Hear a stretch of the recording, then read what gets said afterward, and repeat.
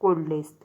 म्हणजे तुमच्या लक्षात येईल बघा की सेकंड लाईनमध्ये किंवा सेकंड कॉलममध्ये कंपॅरेटिव्ह डिग्री आलेली आहे जी व्हर्बला, प्रत्येक व्हर्बला फक्त काय करायचं आहे, ER प्रत्यय लावायचा आहे.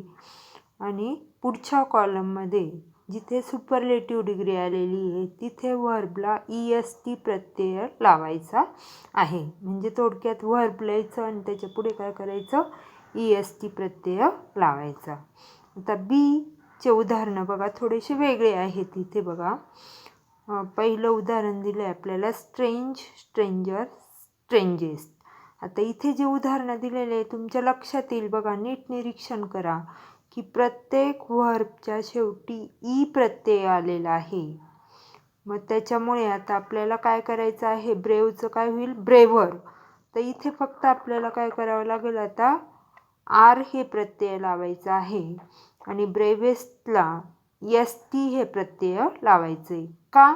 कारण की तिथे ऑलरेडी शेवटचा शब्द हा ई आलेला आहे. त्याच्यामुळे फक्त आपल्याला दुसऱ्या कॉलममध्ये कंपॅरेटिव्ह डिग्रीमध्ये ER ऐवजी काय करायचं आहे, ई आलेला असल्यामुळे फक्त आर लावायचा आहे.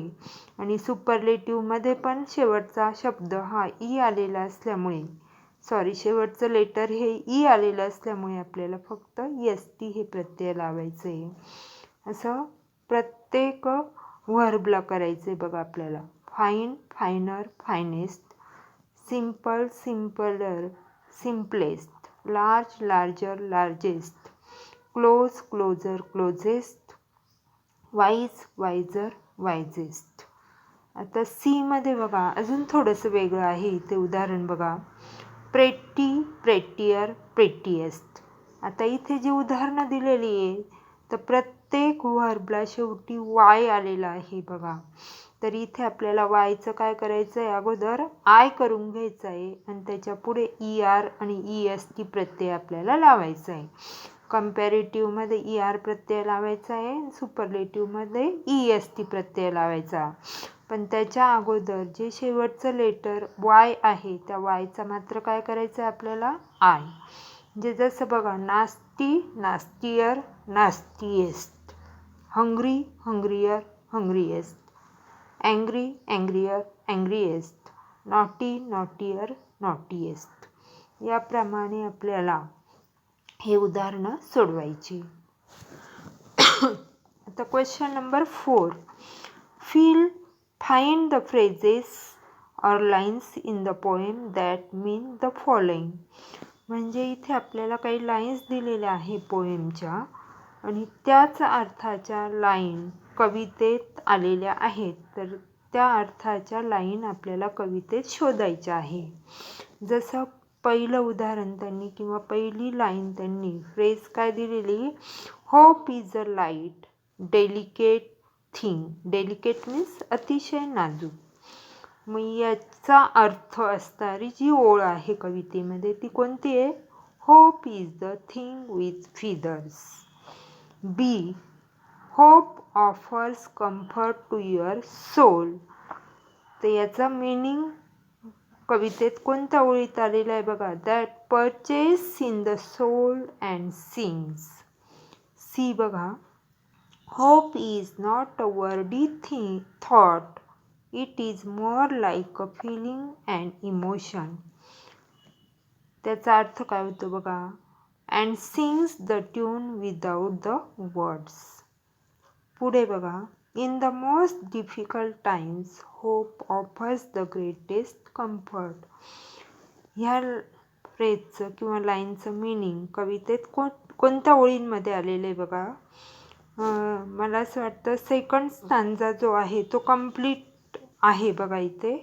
And sweetest, so many, warm and never and sweetest, आणि मधल्या दोन ओळी आणि लास्ट सो मेनी वॉर्म. म्हणजे पूर्ण स्टांजा जो आहे तो याचा अर्थ होतो.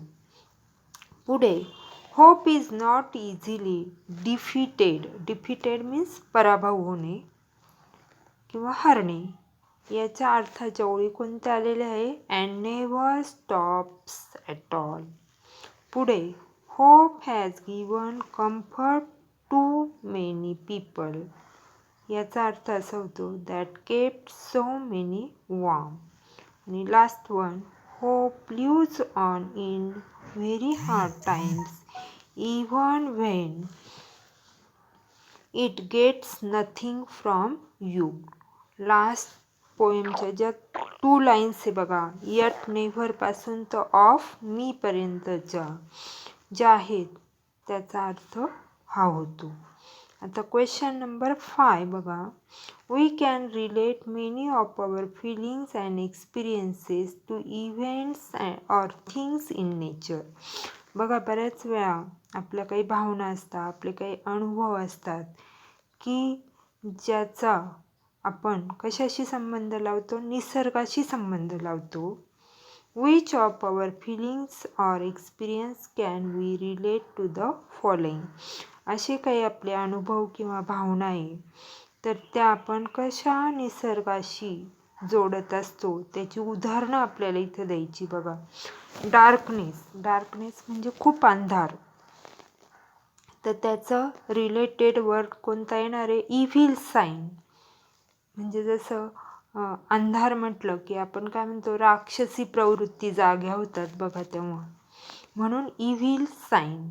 अ स्टॉर्म म्हणजे वादळ, तर त्याचं रिलेटेड वर्ड काय येईल, डिफिकल्टीज.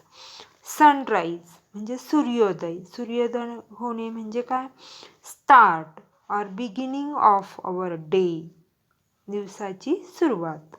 अ लाईट शॉवर मीन्स प्लेजर.